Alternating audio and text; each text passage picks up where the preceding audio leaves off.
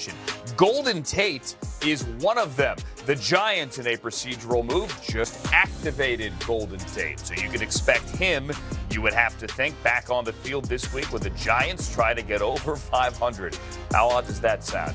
With the Vikings coming to MetLife Stadium. One guy we will not see this week for the Carolina Panthers, however, is Kiki Short, as we have Mike Garafolo back with us on NFL Now. The Panthers put him on injured reserve today, Mike, and they made it clear he's not coming back this year. Yeah, it's going to require surgery to repair that injury there, and there was thought that they could maybe rehab his way through it, but in the end they decided for the best long-term interests of a player that they truly believe is going to continue to be a core member of their defense into the future, that surgery was the best option for him. So they do have some depth there. Dontari Poe, Gerald McCoy, who am I forgetting? Vernon Butler as well. So they think that they can get by with these guys. But certainly losing K'Wan Short is a big loss for this Carolina Panthers team. And they hope to be getting Bruce Irvin back as well. Granted, he's an edge guy. Kiki's in the middle. They certainly have talent on that front seven, but he is one of the best in the business. That is a big blow. He has a rotator cuff injury. Last night, Steelers win. They get, back to 1-3, but they had a couple of injuries there, notably James Conner. What do we know about him? Yeah, he left the game, came back and was able to finish, but Mike Tomlin indicating today that he's still dealing with it, getting treatment on that ankle issue. Remember, he had a knee issue a couple of weeks ago, so James Conner a little banged up early on, but Tomlin indicated that it'll just cost him some practice time this week. Remember, a couple of weeks ago, he sat out practice one day, was able to play that weekend, so it sounds like James Conner will be able to play. Cam Hayward had a quad injury. Like Conner returned to the game, he is also dealing with a quad issue now, an injury issue that might limit him in practice, but expectation is he came back last night, should be able to play. More good news for the Steelers in the injury front, by the way. Vance McDonald should be able to go this weekend, as well as, too many guys in my head now, but who's the other guy coming back this week? Who's the other guy? Vince Williams is coming back this week. Vince Williams. Yes. Okay. Vince Williams. The linebacker. So they're getting healthy in what is a wide open AFC North for the Pittsburgh Steelers in a big game against Baltimore. We're going to have that conversation coming up in a second. But how about this? Clear your head. Let me show everyone the highlight from last night, okay? Because not everyone saw the full highlight. Let's do the highlight from last night's game. Mason Rudolph making his first career home start with Ben Roethlisberger there at the sideline. First we've seen of him, the big wrap on that right arm after surgery on the right elbow. And they got tricky with this offense. I mean, Jalen Samuels was throwing touchdown passes. This was Mason Rudolph throwing. He was throwing passes, rather. This is Mason Rudolph to James Conner. Steelers up 7-3. Conner had over 100 yards from scrimmage. And here's Rudolph to a somewhat wide open Deontay Johnson, 43 yards. And yes, the Steelers are alive. Do not leave them for dead in the AFC North. They are very much alive at 1-3. And as Mike mentioned, as we see the Bengals, oh, by the way, are 0-4. The Steelers stay at home this week, and they get the Ravens, who fell to the Browns after opening 2-0. They are now 2-2, and Cleveland is in first. Now here, this is what we are calling the segment, not third and short, which is what I was lobbying for. This is Garafolo, this is Mike Silver, and this is Steve Weich. Go down the line here. The state of the AFC North is what right now, Weich?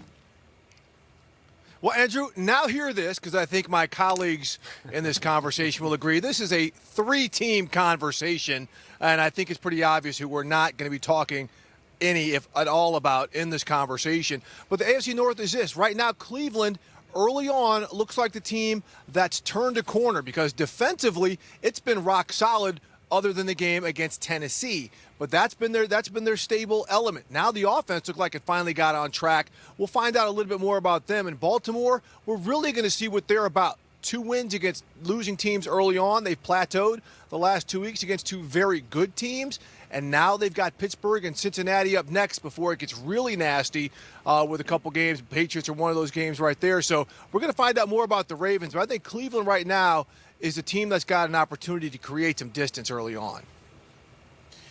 Well, it's still very early, Steve, and I was one of those people who picked the Browns to go to the Super Bowl, as you know, so I'm trying to see only the good in them and forget about that clunker of an opener against the Titans. We know this about Baker Mayfield and the Browns. When they believe that they are underdogs, when he believes that everyone's against him, he tends to thrive, and we saw that in Baltimore Sunday. They haven't shown that when people like me are telling them how great they are all offseason, that they have that same edge. And so I worry about these next few games coming up. They're at the 49ers on Monday Night Football. They have the Seahawks at home. They have a bye, and then they come back and go to New England. So they've shown at 2-2 that they are obviously very much in the mix in this division, but they could, with those, all three of those games are very, very tough. And I do think the Ravens will work out their issues and be a steady competitor all the way through. So keep an eye on Baltimore as well. I was leaving that Ravens-Browns game the other day and spoke to a Browns official who said, I was telling everybody, it's going to take us a while. We've got some new faces. We had some guys out there. It was going to take a while to hit our stride. Easier to say after the point, right? I suppose he was saying it all along.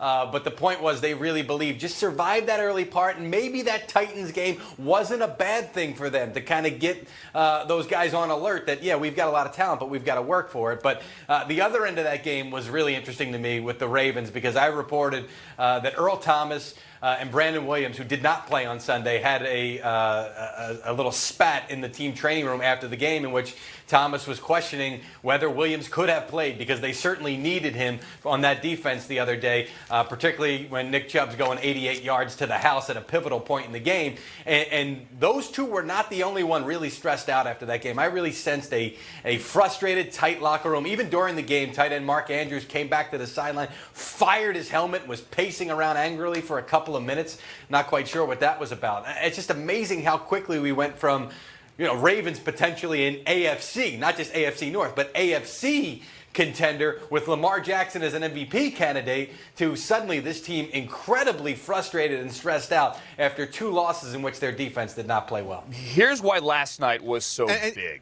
Hold on a second. I want to get the Steelers into this, because I think people are overlooking the fact that they beat up on the Bengals. The last two games, and the other one was against the 49ers. Yes, the Niners won that game. The Steelers' defense has 10 sacks and 7 turnovers here that they forced. So, Silver, this game now, this week, where the Steelers are at home with that Ravens team Mike just discussed, that now is kind of saying, what are we? This game is that much bigger. If they can beat the Ravens this week, then what? Well, that would be a much more impressive thing than anything they have done this season. And without Ben Roethlisberger, I think it's a tall task. Give the Steelers credit. They gimmicked it up game plan-wise to protect a raw quarterback in Mason Rudolph and an offense that has not gotten going even with the vaunted running attack. And so they changed things up. They got the Wildcat going. They got Jalen Samuels involved. All of that is good. But I think we're going to see a Ravens team that is responding, and Mike did a great job of capturing Earl Thomas, Brandon Williams. There's a lot of pride in that room, and they don't like getting embarrassed at home. So always, never settle when the Steelers play the Ravens. I think the Steelers are going to get the Ravens' best, and they're going to have to find a way offensively to do more than gimmick it up. All right, sadly, we are out of time here. Whether or not they use a gimmick or not remains to be seen coming this Sunday. But if the Steelers win that one, it gets more interesting. I think the most interesting part of the schedule, the fact that the Steelers and Browns play twice in 3 weeks before and then after Thanksgiving in November and then in early December. That's when we will really figure out this division. The Bengals, 0-4. Thank you, gentlemen, as we continue here on NFL Now. What did we learn about these two 3-0 teams? At least they were 3-0 after week 4. Charlie Casserly has broken down the tape. Chiefs, 1 loss, 1-1. Let's focus on the winning team first. Did the Lions, even though they lost, give us kind of a blueprint on how to play Mahomes and the Chiefs? Absolutely, and a lot of teams are going to look at this and follow this. And remember now, Patricia was New England, and they had a blueprint. Number one, tight coverage against the wide receivers. You want to double cover Sammy Watkins, but be physical against these receivers. They do not like that. So you want to be tight, man, physical against them. Mahomes doesn't like to throw to them. Now, number two, what you want to do here, okay, there's the tight coverage. what we saw right now. Now, next up, you want to double Kelsey